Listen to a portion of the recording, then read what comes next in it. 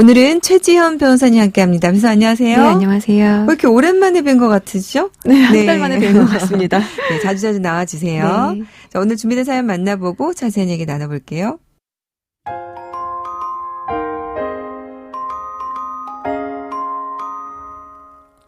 경제적으로 힘들었던 남편에 비해 저희 친정은 아버지께서 상가를 몇 채 소유하고 임대사업을 하실 정도로 부유했습니다. 결혼 초기 직장을 다니던 남편은 갑자기 식당을 하겠다면서 직장을 그만두었습니다. 집에만 있는 사위가 보기 못마땅했던 친정아버지께서 남편에게 식당을 해보라면서 친정아버지 소유 상가 한 층을 저희 부부에게 내주셨습니다. 남편은 친정아버지에게 매월 임대료를 드렸고요. 다행히도 남편의 식당은 예상보다 잘 되었고 갑자기 큰 돈을 벌게 되었습니다. 그로부터 8년 후에 친정아버지께서 제게 남편이 운영하는 식당 상가를 증여해 주셨고 남편은 계속해서 식당을 했고 식당 수입 관리는 제가 담당했습니다. 그러던 어느 날 식당 카운터에 놓여있던 남편의 휴대전화에서 낯선 문자를 발견했습니다. 자기야, 몇 시에 만나? 라는 내용이었죠. 남편에게 추궁하니 남편은 순순히 부정행위를 인정했고 저는 남편과 이혼을 결심했습니다. 저는 별거를 시작하면서 남편에게 제 소유 상가에서 임대차 계약을 연장하지 않을 테니 더 이상 식당 운영을 하지 말라고 했는데요. 남편은 끝내 상가에서 나가지 않았고 2년간 이혼 소송이 끝난 이후부터 현재까지도 제 명의 상가에서 식당 운영을 계속하고 있습니다. 이런 경우 저는 남편을 상대로 어떻게 해야 될까요?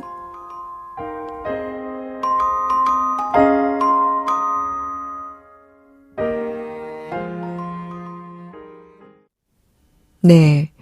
남편의 부정행위로 이혼을 하게 됐는데 재산 문제가 복잡하게 얽혀 있군요. 네. 남편이 아내 명의 상가에서 지금 식당을 운영하고 있는데요. 이럴 때 지금 아내 명의의 상가, 이 부분이 재산 분할 대상이 될까요? 최 변호사님. 이 사연에서 아내 명의 상가는 본래는 친정아버지 소유의 재산이었다가 아내가 친정아버지로부터 증여를 받아 아내 명의로 증여를 원인으로 한 소유권 이전 등기가 맞춰졌습니다. 따라서 이 상가 재산은 아내의 투기재산으로 추정이 됩니다.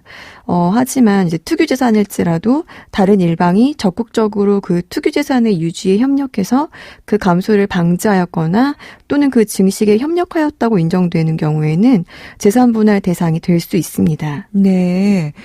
근데 이제 남편이 식당을 운영하면서 부부 재산의 감소를 방지하고 증식에 협력을 했다. 이렇게 인정할 수 있을 것 같은데요. 네, 그렇습니다.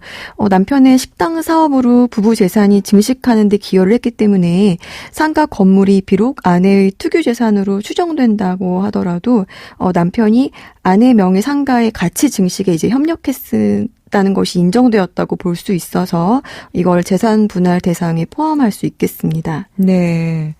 남편은 지금 별거 이후에도 아내 소유 상가에서 나가지 않고 식당 운영을 지금 계속 있다고 하는데요. 네.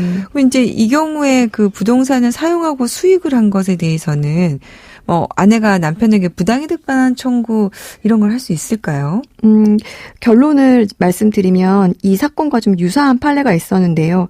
거기서는 이제 부부가 별거한 시점 이후부터 이혼 소송의 사실심 변론이 종결된 시점까지 부부 일방의 투기재산을 사용 수익한 것에 대해서 차임 상당의 부당이득 반환 청구를 인정하지 않았습니다. 아, 그래요? 그 판례에 대해서 좀 더 자세히 설명해 주시겠어요? 네, 이 유사 판례도 지금 사연의 경우와 굉장히 비슷한데요. 남편은 병원을 운영하는 의사였고 아내의 친정아버지 소유 상가에서 병원을 오랜 기간 운영하였습니다. 네, 친정아버지가 아내에게 상가를 증여했고 남편은 이제 형식적으로는 세무서에 임대차 계약서를 작성해서 신고한 사실이 있었습니다. 그런데 부부간의 불화가 생겨서 별거를 하게 됐고 별거 이후에 아내는 남편에게 병원 임대차 계약을 연장하지 않을 것이니 병원을 비우라고 하였습니다. 네.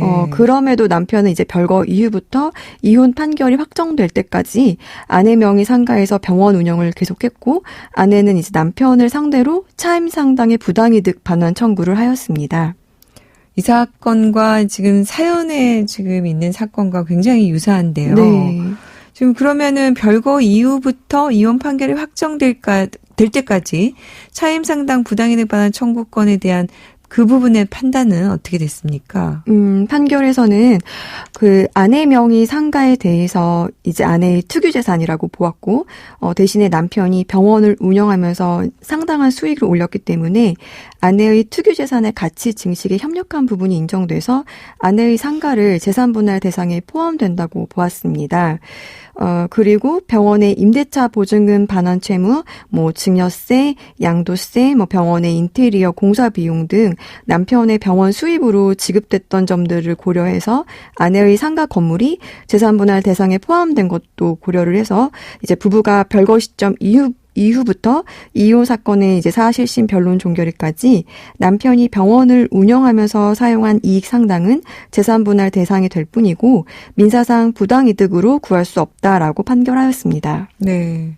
조금 아내 입장에서는 억울한 느낌이 들 것 같은데요. 그럼 반대로 그 식당을 운영하면서 사용한 이익은 어떻게 재산분할 대상이 될까요? 아내가 별거한 시점부터 이혼 소송의 사실심 변론 종결 시까지 발생한 그 이익에 대해서는요. 네, 이제 별거한 이후부터 이혼 소송의 사실심 변론 종결 시까지 남편이 이제 식당을 임차하고 사용한 이익은 재산분할 대상에 포함이 됩니다. 그렇기 때문에 이제 민사상 부당이득으로는 청구할 수 없겠습니다. 네. 그러니까 식당에 대해서 이제 운영한 수익이나 이런 부분을 재산분할 대상에 포함을 시키기 때문에 어떻게 보면은 이 차임 상당 부당이득 반환 청구가 인정되지 않더라도 결론적으로는 아내가 그렇게 불이익하다 이렇게 볼 수는 없을 것 같네요. 네, 그렇습니다. 네.